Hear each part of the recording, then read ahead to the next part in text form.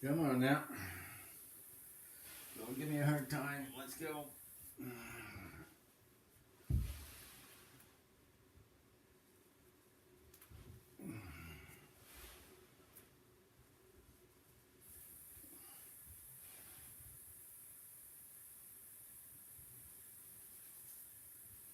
Yep.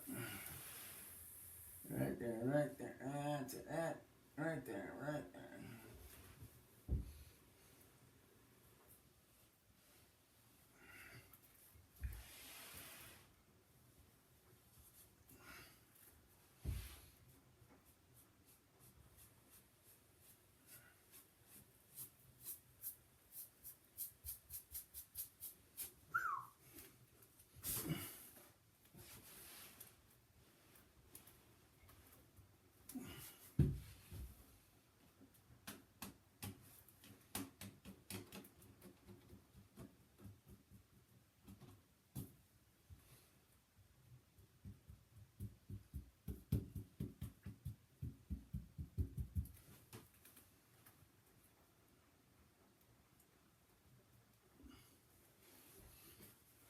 Boy, that's a guess.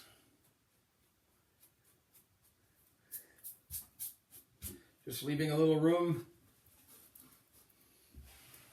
for the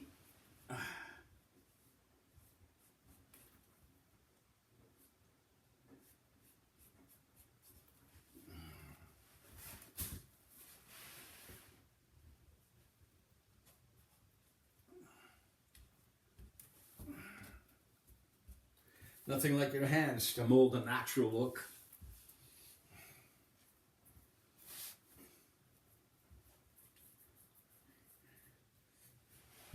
I've discontinued the track through the second tunnel for now. Going to use the track that I've already laid as a dead end for now. I've got a lot of stuff going on here on the other side. I may not need that second line.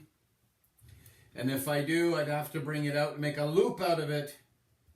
And I have to purchase a mechanism to control the loop and the current. I'm not ready for that yet.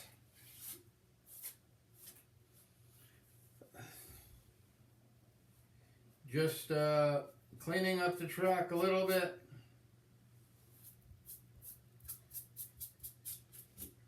I got more flock laid in here, up to about here. I flocked all in here today. I'm assuming since I'm coming off the mountain, there would still be grasslands below here. Of course, it isn't completed. I still have bushes and long grass. I purchased some long grass to go in here. And this takes me up to about here. I'm glad I made this stuff because I'm going to use a lot of it. Going to use a lot of it in order to complete the coverage here. Sort of like grasslands, I guess, if you will. Just leaving some room around the track here. So when I come to ballast it, I'll be right on the foam here. And here,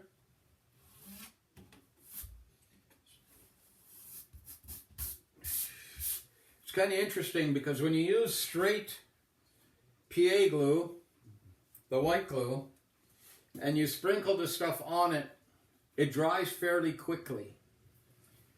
And when you come back around to seal it with your sealer, with your 50-50 mix, that takes a while to kick after. It certainly does. So what I'm trying to do here is get the back done a little bit. Now I've got a 2-foot wall going in here. So I'm trying not to do too much work right at the end of the module here for now. Because nothing is planned here. I am just winging it. So I filled this in with grassland. You can see some dark spots in there. That's the PA. It's still wet. Now I put glue down. I put the flock down. Then I seal it. And then I come back with more flock over that to soak up some of the sealer and some of the glue that's left behind. Now what I'll do when this is complete, I will actually vacuum anything that's loose off there, and I should still have a good base remaining. That's the theory. So I got it all flocked about up to that 2x4 over there, as you can probably see. As I said, I got all this flocked in here today, up to here.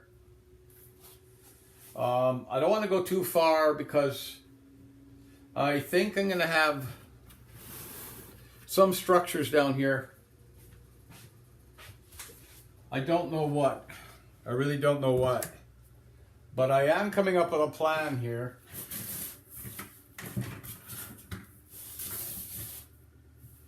That I think is going to work. Now you remember in my last video I mentioned the fact that my locomotive, my SD70 SEU, fell right here off the table. So I've been watching a lot of YouTubes, and a lot of people have modules that are no longer to 24 inches, and they got a lot of stuff going on there. And I noticed their tracks are more or less inside the table, leaving themselves with room back here to put their wall back here. I don't know what they call that, scenery wall. It's like a cardboard, you wet it with Windex and you can bend it to make round corners. I'm not sure what you call that. We're going to call it a scenery board today. So I'm going to be putting a 2-foot scenery board all the way around my module. And I noticed when they do that, they can actually build up on that. You know, make a hillside or perch something here. So there's a lot you can do with this empty space. I was picturing it when I was doing it. If I ran track on the outside, I can build the stuff on the inside. But that's not what people are doing. They're running their locomotives in the middle, more or less, and putting a lot of their scenery on the outside. In this area here. So what I did yesterday is I cut all my lines under there and relocated the track, as you can see, inwards on both sides. So the locomotive will come around that corner and back out and down here. Now my original plan was to raise a section of track, and I'm not sure if I want to do that right now. I've got a Y in here, which is going to connect up to this track here, which is going to shoot across the table. I'm going to move you around here. Okay, so that track here goes down and meets this here, and from there goes across the table. I'll show you where that goes. See if I can do this here. Yes, I can. Okay.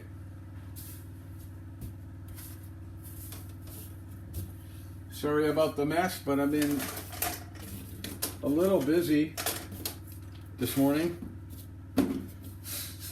trying to get some motivation to get down here and get some stuff done, because I've got some product. I just don't feel like doing it, which is not a good thing for me or anybody else. I'm going to set you in the corner over here. Okay, so after we come around this corner back here, we're going to shoot across the table. We're going to connect to this track here. Now, as you can see, it wiggles and winds through town here, maybe. There's a switch there. So, and it's going with the current. It's coming off the left side and going back to the left side. And the reason why I put this in here is just to have something going on train-wise through the middle, just to break it up a little bit. And remember, the whole idea is to run locomotives. Sorry about that. I don't want my tape to let go here. I'm video very primitive here. Anyway, so by having it come down here, I can take the switch, go to the Y, come down the Y, come around this corner, connect to this here, and shoot up, and then go to the switch over here, just for a different pattern when you're bringing your train through here. Or you can go straight along the outside, which is the main line, go around the back and shoot through the mountain. So I am not sure what I'm going to do with this area here. Now that scenery board, that 2-foot scenery board is going to run along this wall all the way along to the end and hit the mountain. I've got to look into it to see where I can locate some of that stuff. It's pretty cool stuff. I've also ordered, and I shouldn't have done it, a deluxe foam cutter. It's like a knife. It's not a wire. It's a knife. They give you different lengths of blades. It's a pretty fancy one, I guess. I think it was $60, $70. It'll tell you what your heat setting is on the side, and you can control how much heat you want. And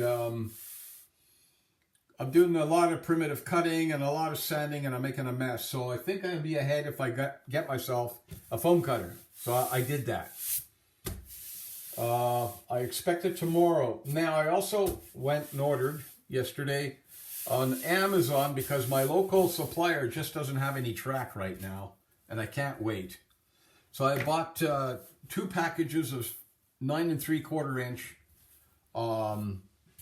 Unitrack here, and I'm hoping what that's going to do is connect this line in here and connect it to the back of that Y over here. Can I get you in there? Oh, you've already seen it. I want to connect it to that Y right here. So all this will be laid in. All that track from the Y, hopefully, to that switch will all be laid, and then I can drop some lines in there and make it permanent because I'm happy with it. You know, they say you're going to change your layout 500 times before you're happy. And it's true. The second I lay something down and I second guess myself, it's not what I want. Even though I don't know what I'm doing, like, what do I want? I don't know. So it looks good. It sounds practical. I like the way it comes down here. I can put some train stations down here of some kind. I can put some buildings on the far side there towards the wall. Some industry maybe over here. But I think I want to keep this side really green coming off the mountain. So coming off that mountain here, I just wanted a lot of green coming down in here. For 2 reasons. Number one, it's cheap scenery. And I notice a lot of layouts on YouTube, depending what they're doing, they use a sand look on some of their layouts, and it's just covered in one color. And they got some foam humps, molehills, if you call them, small mountains in between, and it's just scenery and flock. That's it. Bushes, a couple of, shrubs here and there, and that's it. And you can go for 15, 20 feet, and that's all they have on their layout. See, because I don't want to clutter all this up with too many buildings. It's expensive. I just don't want to go there right now. So this is going to basically be on the outside here. I want some type of a mountain running up on the back section in there, that open section. I like make a bit of a mountain in there. Have it come down here and meet here somewhere. Mountains are easy to make. I think I'll be bringing this. I left a groove in here because I don't know if I want to continue that line or not. Right now I got 1, 2, 3 lines coming into here, this forward section in here. So if I have that coming in here, what am I going to do with it? And I discontinued it going through the mountain. I'm only going to have the main line going through the mountain. For reasons being,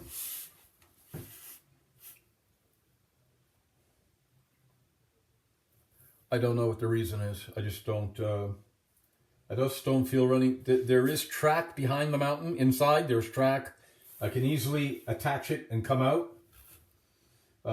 So for now, I've just flocked it up in front of the mountain of the exit there, or the entrance. And it's going to be left like that for now, so I can concentrate on what I'm doing down here. Now I'm watching this fellow on this video. And I've seen some of his earlier videos, and it's like you say, you lay out your foam, you lay out your track, and then at the end you lay out your scenery. So he's been doing this for a couple of years now. He's got a lot of scenery. I went to his earlier videos and I came back to his newer videos, and what a difference. And his big thing is he doesn't plan anything. He just, he throws stuff down there and he goes, yeah, okay, that looks pretty good. I think I'll do that. And that's what he does, right? Nothing is planned. And I think it's easier that way. If you've got a CAD system and you can print out track copies and lay it on your layout, I can't do that. I think that's really neat. I wish I could, but I can't. I don't got a printer that'll print paper like that. So I have to do it the old school way. I got to lay it on the table and come to the conclusion, do I like this or not? And that's the way I'm going at it. Now that little bump I have here against the wall right there going across, I have one here now since I dropped the track down. And I'll have one going pretty far down there. So I got lots of room to do stuff on the outside edge. Keeping all the scenery inside, right? From the train out instead of from trains out to the center. And I think it's better that way because you can plan better. You can see what the possibilities are, is what I'm trying to say. You can see what the possibilities are. And, well, obviously that helps. So,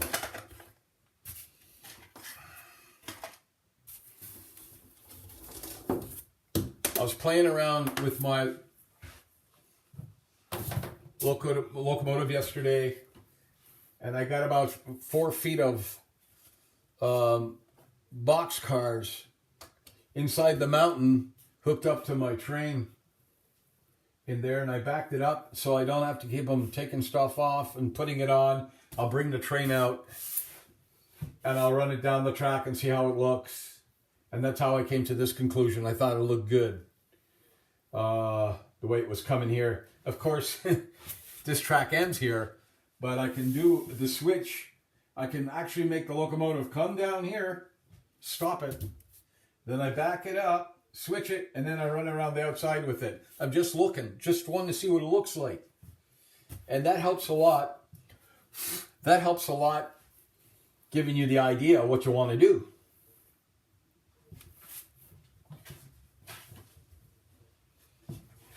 Yeah, I got the locomotive. The locomotive is just inside there. Just inside there. And it goes all the way around just inside the other way to all the cars. That's 4 feet across. So I'm slowly picking up cars here. I picked up 2 the other day. I think I mentioned it. Or did I mention it? Well, they're busy working on the layout. I can't get them, so I'll show you them later. I think I showed them to you.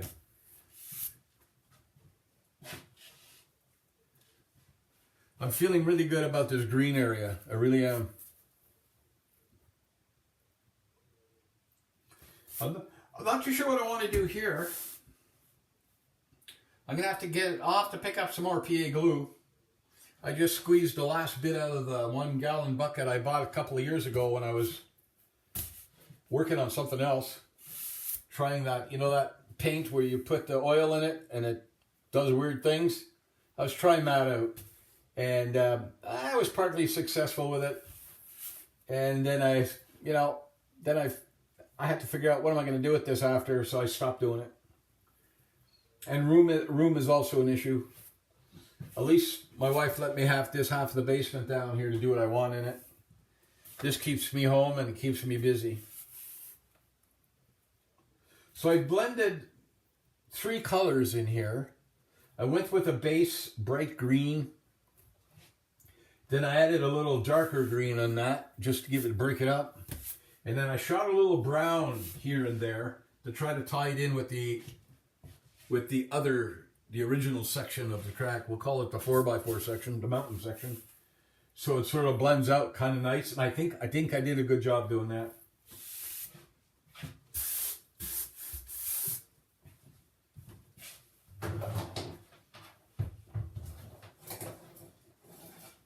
And what did I do here?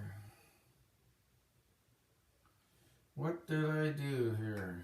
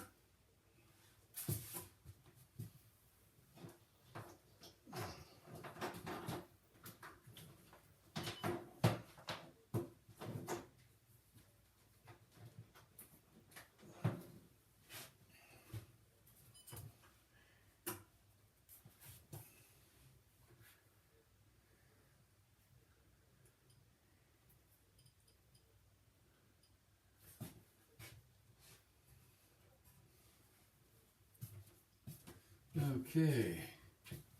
What am I? Okay, just gonna go get this over here.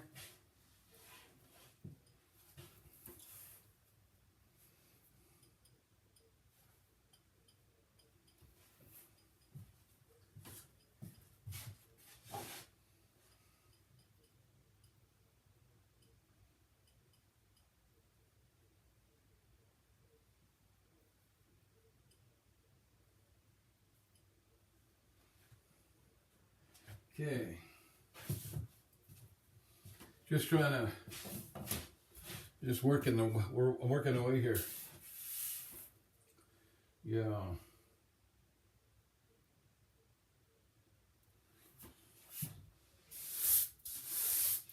So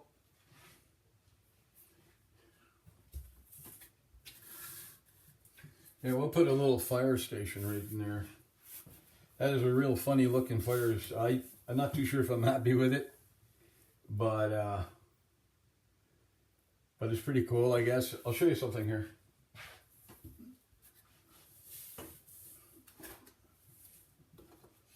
Now, the fire station is N gauge.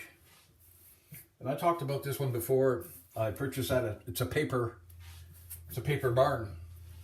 Now, the people that sell these say it's good for N and Z gauge.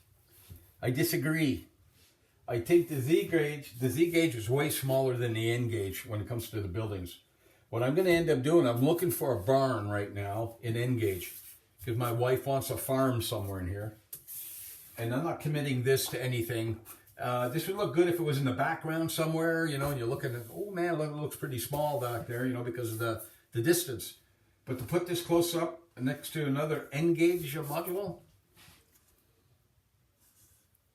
uh-oh, I got an interference here. Guys, I have to say, have a good day. This is Dan. It's Sunday. Dan O'Strains. Thanks for cluing in. Thanks for putting up with my running on. Have a good day. Hope you have enjoyed what I've got here. Take care now.